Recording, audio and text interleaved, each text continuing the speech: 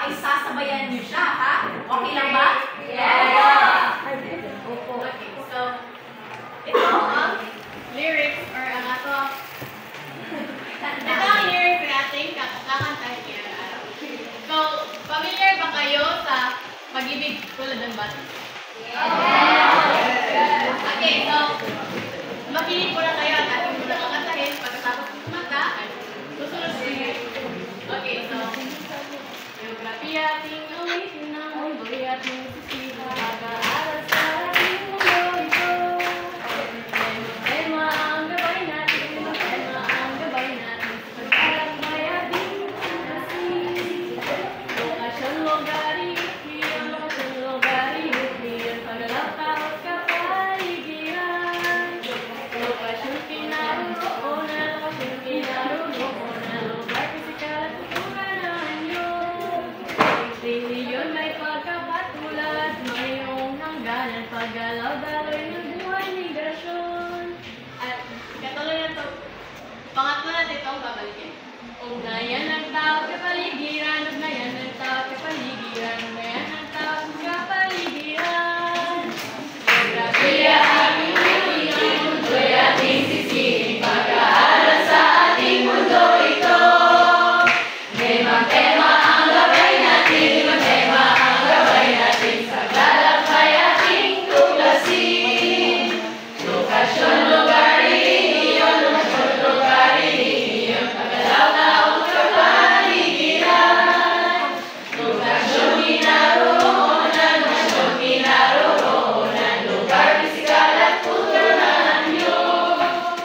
Relihiyon may pagkapatulad, hangganan, paggalaw-daloy ng buhay, migrasyon. Ugnayan ng tao at kapaligiran, ugnayan ng tao at kapaligiran, ugnayan ng tao at kapaligiran. Maraming salamat. At ngayon naman ay magtatanong kami kung ano-ano kayang mga salita ang inyong napansin sa ating naiibo. At pwede ba ninyong sabihin na kahulugan? Yes. Let's get. Meron din sila kung salita, ma'am, yung migration. Sa aking palagay, ito ay yung paglipat ng mga tao sa isang lugar tungo sa isang lugar, ma'am. Ang galing mo. Hustay. Sino pa? Geografiya, sa tingin ko ay ito ay tungkol sa mga lugar. Oo, tama. Sino pa? Meron pa ba? Wala na. Okay, so mamaya yung mga ibang salita dyan na hindi nyo alam ay tatalakayin natin sa ating leksyon mamaya. At ngayon naman ay magkakaroon na naman tayo ng isa pang aktibidad para mas maganahan pa kayo sa ating topic ngayon. Okay, so Mr. Lee. Magandang umaga sa inyong lahat. Para naman sa ating aktibidad ay tayo ay magkakaroon ng isang laro. Ito ay tawag na Halo-Halo Connect. Kung saan hahatiin ko kayo na dalawa. At ito na lang, 1, 2, 3, 4, 5, 6, 7, 8, 9, 10. Dito 1. And the other rest is here. Please proceed na. So, ang gagawin dito sa aktibidad na ito ay bibigyan ko kayo ng mga letra. Mga letra at ito ay iyong bubuuin according sa kung ano ang sagot ng aking katanungan. Ibigay ang mga letra. Tumayo po lahat. Tumayo. So, sa laro nito ay matutunan niyo ang kolaborasyon ng inyong isuot. Sige. At tumingin dito. Green. Tumingin doon. So, sa nakita nyo dyan, may mga letra yan back to back. Okay? So,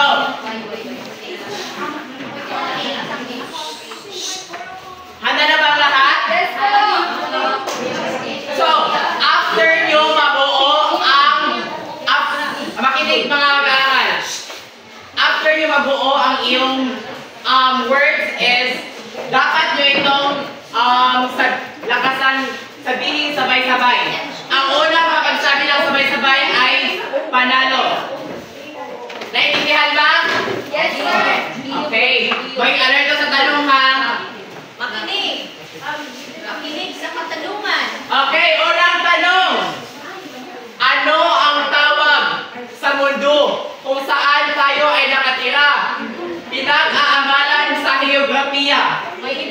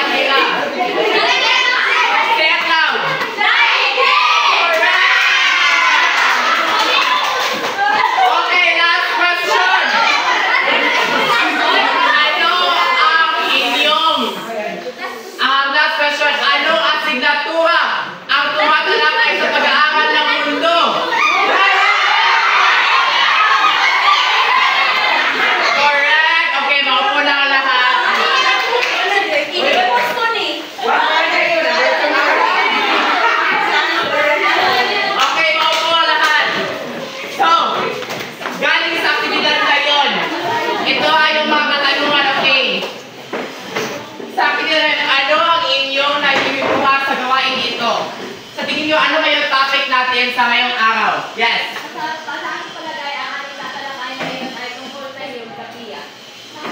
Tama. Ikalawang tanong, bakit mahalaga ang pag-aaral ng geografiya?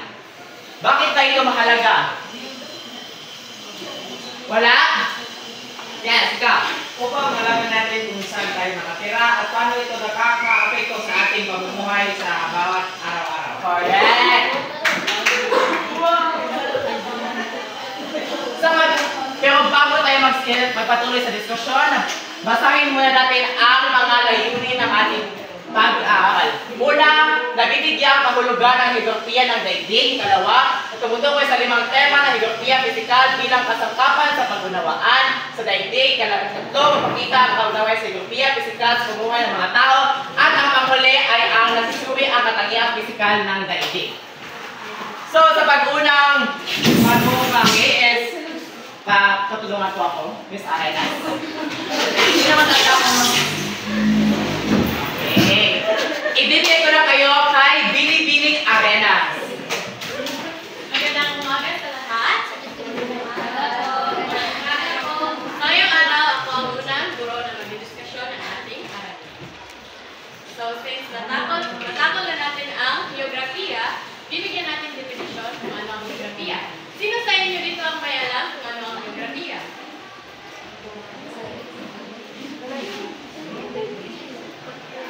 Miss Alvadez? Ang ibig sa aking palagay, sa aking naiintindihan, ang geografiya, ang geo means mundo at yung grafiya means pagsusulat. Yun lang ang binigay ko. Tama. Ang geografiya ay galing sa salitang Grego kung saan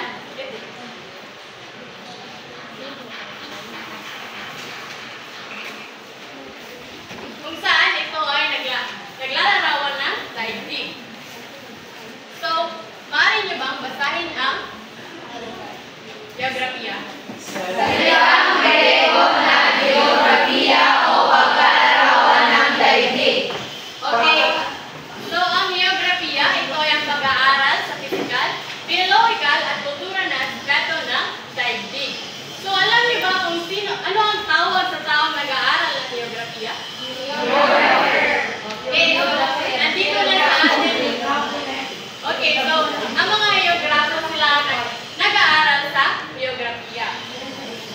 So, ang geografiya ay may dalawang sangay. Una ay ang geografiyang pisikal. Pangalawa ay ang geografiyang pantao. Kung saan ang geografiyang pisikal ang ating tatalakayin ngayong araw.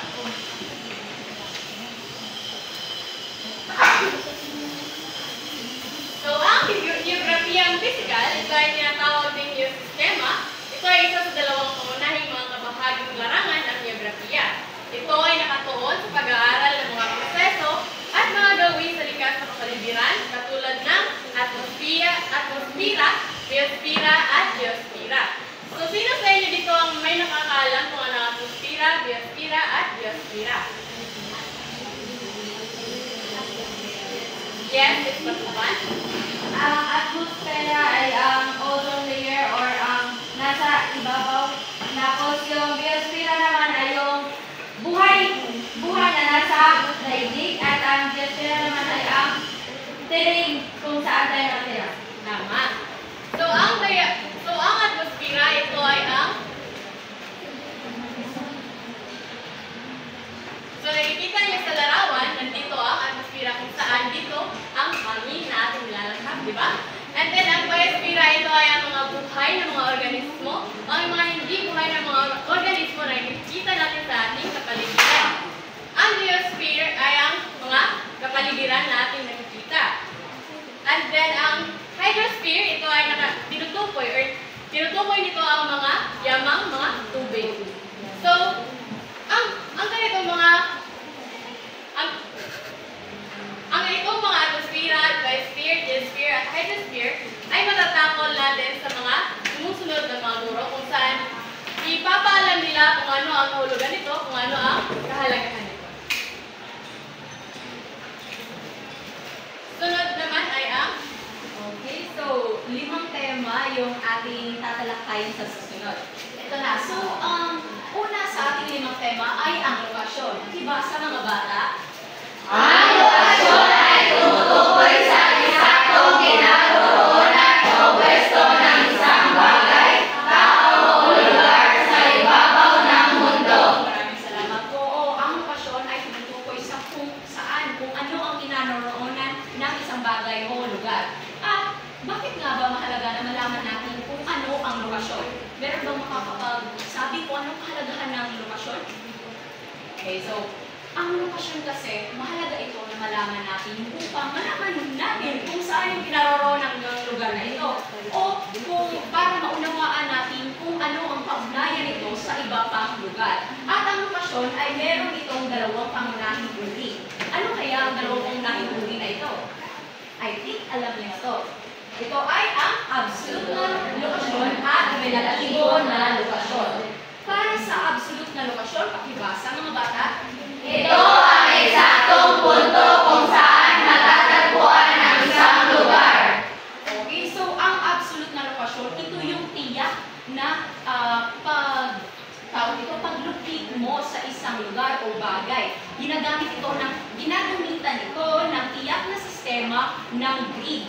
Ang tiyak na sistema ng grid na pangunahing ginagamit dito ay ang latitude at longitude. So, parang alam niyo na talaga, no? So, ang latitude, ito yung mga linya na pahalang o yung mga horizontal dito. Yes, horizontal, very good, easy. Tapos, ang longitude naman o longitude ay yun yung mga linyang vertical o pahiga. So, sige na. Tapos, dito naman tayo sa relatibo na lokasyon. So, pakibasa mga bata. Ito ang paraan ng pagtukoy sa lokasyon ng isang lugar sa pamamagitan ng pagtukoy sa mga lugar o bagay na nakapaligid dito. So, dito sa relatibo na lokasyon, dito nalalaman natin yung kinaroroonan ng isang bagay. Pag sinabihan tayo kung ano yung landmark o yung kalapit niya na lugar. Tapos, mga katangian nito, ginagamitan ito ng mga direksyon. Kagaya na lang ng pag gumagamit tayo ng compass, meron niyang hilaga, meron niyang timog, meron niyang silangan at kalaluran. At di ba yung mga igorot ay gumagamit sila ng relatibong lokasyon sa pagtuturo kung saan yung direksyon. Kagaya na lamang ng mga igorot sa Cordillera region is hindi talaga sila gumagamit ng absolute location dahil medyo komplikado yan. Kasagaran na ginagamit nila ay yung relatibong lokasyon. Pag tinatanong mo sila, asan yung bahay ninyo? Sasabihin nila na malapit sa bundok ang aming bahay. Ganyan. At ngayon naman ay tumungo na tayo sa interaksyon ng tao sa kapaligiran. Bibigay ko na kayo kay Gurong Gretch. Magandang araw sa ating lahat. Ako nga pala si Binibining Gretch. So, ngayon ay dumako naman tayo sa interaksyon ng tao sa kapaligiran. So, ano nga ba ang interaksyon ng tao sa kapaligiran? Pakibasa. Ugnayan ng tao sa natural na kapaligiran. Tumutukoy sa kung paano umaangkop, binabago at umaasa ang tao sa kanyang paligid. Ang pagtatanim ay isang halimbawa na interaksyon sa kapaligiran at may tatlong pangunahing anyo ito. Ito ang adaptasyon, modifikasyon at depredasyon. Ang una ay ang adaptasyon. Pakibasa.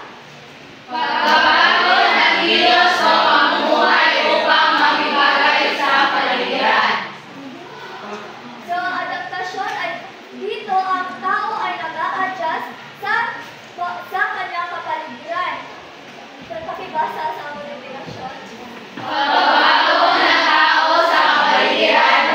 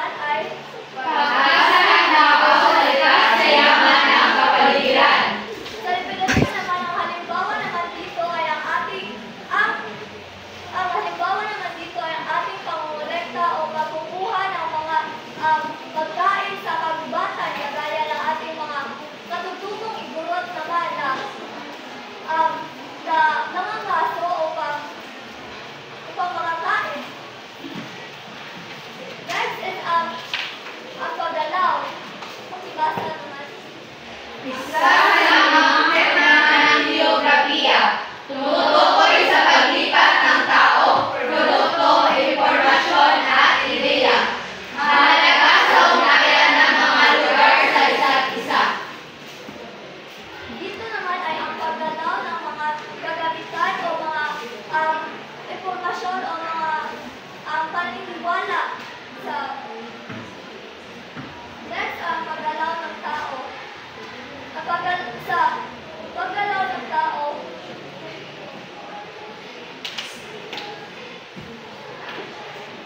sa paggalaw ng tao dito naman ay ang halimbawa naman dito ay ang migrasyon o ang paglipat ng tirahan o ang pagtatrabaho o pag-aaral sa ibang lugar. Paggalaw ng produkto. Dito naman ay ang halimbawa dito ay ang mga itinanim naman ng ating mga natutubong igurot ay pinapadala ito sa mga mababang lugar upang ibenta. Sa paggalaw naman ng impormasyon at ideya,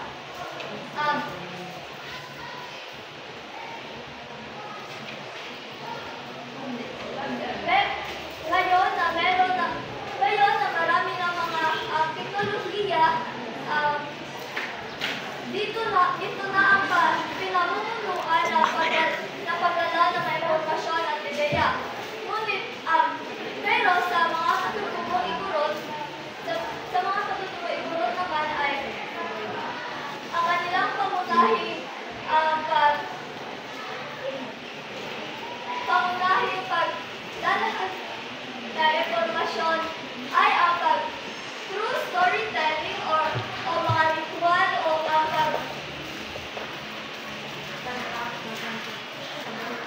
kanta. Yun lamang.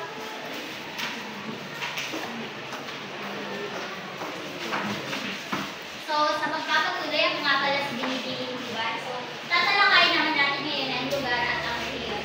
So, may mga timbangan din ako dito patungkol sa mga ating katutubong lugar. So, makibasa sa lugar. Natatanging karamihan ng isang buo. Pisikal. 5. Anyong lupa, anyong tubig, likas na yaman. Okay, so let's start with lugar. So, may dalawang katalian ang lugar. Ito ay pisikal at ang palipunan. Dumako muna tayo sa pisikal na katalian. Ito ay may klima. Okay, ito ay may klima. Ang Pilipinas ay may tropical na klima at ang mga katutubong rin natin igurot ay may klimang tropical. Pero mas prone sila sa mga taglamig or malamig. Ang ikalawa ay ang anyong lupa. Anyong lupa sa Northern Africa, meron tayong Sahara Desert at saka Mount Pulang din sa Cordillera kung saan may mga bumubunutin sila na matatarik. Kaya, sunod ay ang anyong tubig. So we have sa Russia, we have Lake Baikal, and sa Cordillera naman ito ay River Chico kung saan ito ay naging daanan ng kanilang kalakalan noon wherein they transport palay at kanilang mga kagamitan. Next is likas na yaman. So, known for kinang oil research, diba? We all know nga Venezuela is one of it. So, sa Cordillera naman, mayaman sila sa ito, kahoy at mga tanso. So,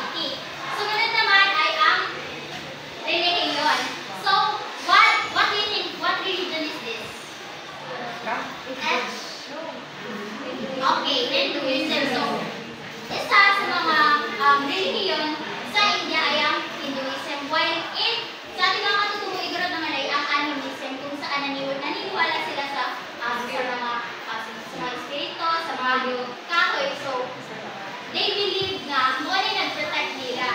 Next is, kultura. So, in November sa Mexico, they celebrate Dia de los Muertos. And kultura naman sa mga katutubong igarot natin ay eto. Ano kaya ito?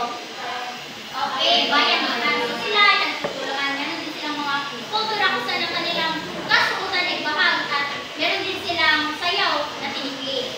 Next is system political. So, in Saudi Arabia, they have absolute monarchy, and ito naman ay tinatawag na dangay. Sa ating mga katutubong igarot, ang mga matatanda sa kanilang komunidad, they made rules, or sila ang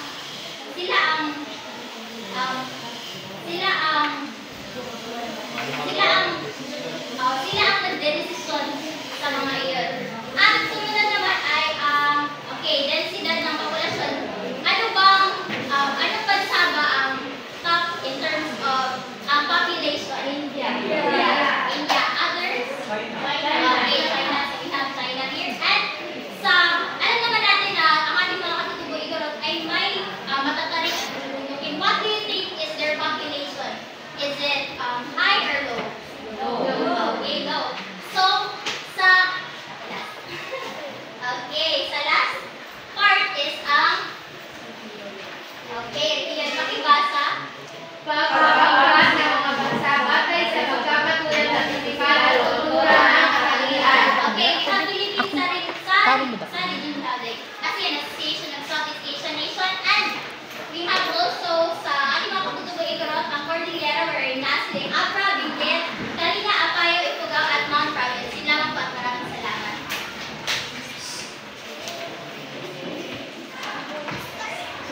Magandang araw sa inyong lahat. Okay pa ba kayo? Ngayon, ang ating tatalakayin naman ay ang topografiya. Meron ba sa inyo dito ang pamilyar kung ano ang topografiya? Yes, Mr. Yes, Ginoong Arangken. Ano sa tingin mo ang topografiya? Sa tingin ko, ang topografiya ay katangiang physical ng ating mundo. Yes, tama! Napakagaling at napakahusay. Ang topografiya ay pakibasa. Ang topografiya ay ang pag-aaral ng ano at katangian ng ibabaw ng isang lugar. Kabilang na ang mga kabundukan, lambak, burol, kapatagan at iba pa. Tama! Sa topografiya ay matatalakay kung ano nga ba bakit tinawag silang kabundukan. Bakit tinawag silang bundok? Dahil ang bundok ay isa. Ang tinatawag na kabundukan. Kagaya lang ng kabundukan ng Sierra Madre o kabundukan ng Cordillera kung saan ang mga kababayan nating Ifugao ay nakatira doon at ginagamit ang kabundukan ng Ifugao sa kanilang pagtatanim. Kagaya ng paghahagdan na pagtatanim na matatawag natin na sa Ingles na rice terraces. At yun ang topografiya. Ito ang mga halimbawa ng topografiya. So, magpipili ako ng 3 estudyante kung saan bibigyan ko sila ng 5 mga words na kanilang ididikit dito kung saan nauugnay ang salitang iyon sa picture o sa larawan. So, can I have Miss Karen, Miss Lizal, and yes, Miss Batukan. Yes.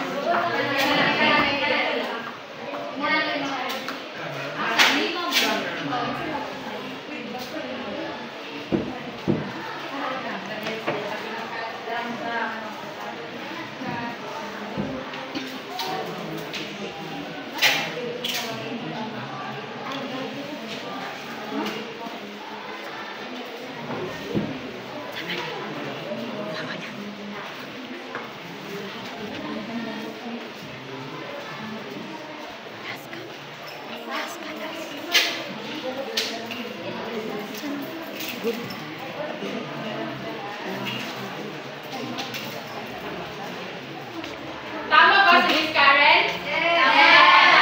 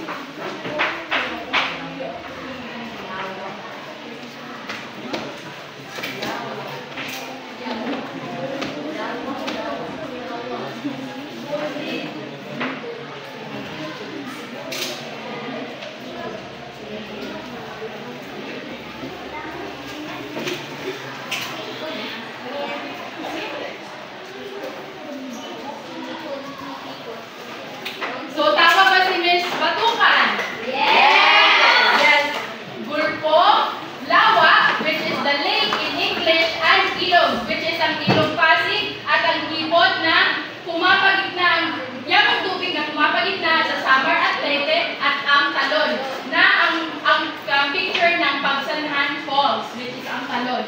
So yun lamang ang kumakaloob sa topografiya kung saan natatalakay tama si Ginoong Renjed na ito ay ang physical characteristics ng daigdig o ng Pilipinas. Okay, sa pagpapatuloy ay talakay naman natin ngayon ang mga katangiang pisikal ng daigdig. Ito ay nakahati sa mga iba't iba. Una dito ay ang anyong lupa. Alam niyo ba yung mga anyong lupa? Of course, bakit naman hindi niyo alam yun? Ito ay mga nakikita natin sa mga kalupaan natin. Sa tinalakay naman ni Bis Giwanon, ito ay marami itong mga klasifikasyon. Ito naman ang mga ito. May buhol, kapatagan, ang talampas, lambas, at ang bulkan. Isa naman sa mga halimbawa ng mga taga-igubot ay nakatira sila sa bundok. Kayo ba? Saan ba kayo nakatira dito? O, sa kapatagan kayo? Okay. Ngayon naman ay dumakot naman tayo sa ikalawa. Ito ay ang yamang tubig. Sa yamang tubig naman ito ay mga klasifikasyon ng mga anyong tubig. Correct. Ito naman ay marami. Ito ay may ilog, lawa, dagat, karagatan, talon, at ang gulpo. So, matanongin nyo, ano ba yung pagkaibahan ng dagat at ang karagatan? Correct. So, ang dagat, ito ay ang small version ng, ito yung mga kaunti makikita mo, kagaya ng sa dagat ng Liluan, sa dagat ng Carmen. Samantala, yung karagatan naman, ito yung pinakamalaki or pangmalakihan, like ang karagatan ng Atlantika, karagatan ng Pasipiko. Yes, yun. Alaman, klaro ba mga magkaaral? Okay. Ikatlo naman ay meron naman tayo ditong klema. So, para sa klema naman, ano ba yung klema? Ang klema, ito yung pagkakaiba ng panahon. So, sa katangiang pisikal, ito yung mga pisikal na katangian ng klema. Meron itong tropical, temperate, polar, at sa desierto. Dito pa sa Pilipinas, ano ba yung mga klema natin? Tropical at temperate. Tama. May polar ba tayo dito? Desierto? Sa dito, saan ba yung gusto nyo mapuntahan? Ayaw nyo sa desierto? Maganda naman doon. Sa kamuli naman ay meron tayong mga yamang likas. Ito naman ay ang mga, ano ba yung makuha tayong mga resources dito sa ating kapaligiran. May mga yamang lupa. Ano ba yung makuha tayong mga resources sa yamang lupa? Correct. May mga yamang gubat, like mga kakabuyan, yamang tubig. Ano ba yung meron sa yamang tubig? Correct. Yung mga sinasabi dyan, may mga yamang tubig. Grabe. At meron naman tayong mga yamang mineral. Ano ba ito? Nasa mo ito na nakakita? Yes. At sa panghuli ay mga yamang enerhiya. Ano ba yung yamang enerhiya? Yes. Meron tayong yamang hangin at yamang solar. So, meron na ba mga bata? At yan ang pagtatapos ng aming talakayan. Sa ngayon ay may dalawang katanungan akong itatanong sa inyo. Ano ba ang inyong, para sa inyo, ano ba yung mga, sa mga katangiang pisikal, ano ba yung mga mas gusto nyo? Sa yamang lupa, ano ba yung mas gusto nyo puntahan doon? O sa mga klema, ano ba yung mga mas gusto nyo doon? Yes. Or let's revise it. Paano ba nakaka-apekto itong mga katangiang ito sa atin? Like, yes. Sa katangiang iba na iiba nito or na babago nito ang ating our routine when it comes to our livelihood. Correct. Dahil sa mga katangiang pisikal na ito ay nababago natin ang ating pamumuhay, ating pang-ekonomikong pang-kapaligiran at ang ating mga pag-iisip sa mga lugar-lugar. Ikalawa ito. Kapag may, for example, dito sa Pilipinas, kung may isang katangian kayong gustong ibahin, ano ito? Yes. Gusto ko ipahin yung lima ng Pilipinas. Gusto ko maranasan yung Poland kasi gusto kahit polar pala, sorry. Polar kasi gusto ko maranasan ang snow at malamig na klima. Wow! Sino ka ba? Yes, miss. Para saan wala akong babaguhin sa Pilipinas. Ano na, sa tropical, this is tropical, dapat na mawala itong mga rich in resources, so there's nothing wrong with our country. But ang iba lang yung location, we're doon sa Pacific Ring of Fire na may natapos na mga pala, kanang susceptible kayo sa kanang mga susceptible kayo sa kanang mga bagyo. Paano, overall, kanang English na nice country. Yes, tama. Maraming salamat. May naintindihan ba sa ating diskusyon yan mga kaibigan? Okay, maraming salamat na Miss Jonah. At ngayon naman ay dadako naman tayo sa isa pang aktibidad na talaga namang napaka-creative. Dapat may creativity kayo dito. So, ang ating activity, mechanics nito ay dapat gumamit ng isang bagay na makikita sa kapaligiran. Maaaring sa paaralan natin o sa inyong pamamahay. Pagkatapos ay ipaliwanag sa isang pangungusap o higit pa kung paano ito naka-apekto sa inyong pamumuhay. So, kung gagawin natin dito ay yung by table na lang para hindi na kayo so, do it quietly ka, class. Okay, so, you can use yellow pad na lang. Okay, let's skip this part. Let's proceed to the next. Oo, so, tapos na rin tayo sa ating aktibidad, no? At tapos na rin tayo sa ating assessment o summative assessment. At ngayon naman ay sasabihin ko na kung ano yung dapat ninyong maging assignment. So, ang assignment ninyo ay dapat ay gumamit kayo ng mapa na nag-consist ng kung ano yung nasa kapaligiran ninyo. Meron ba bundok, meron ba ilog, anong mga yamang likas na nandyan, at isusimit na ninyo bukas. At para naman sa... So, yun ang ating mga tagdang areas. So, ipapasok nyo yun bukas. So, ngayon, di ba magtutunan kayo?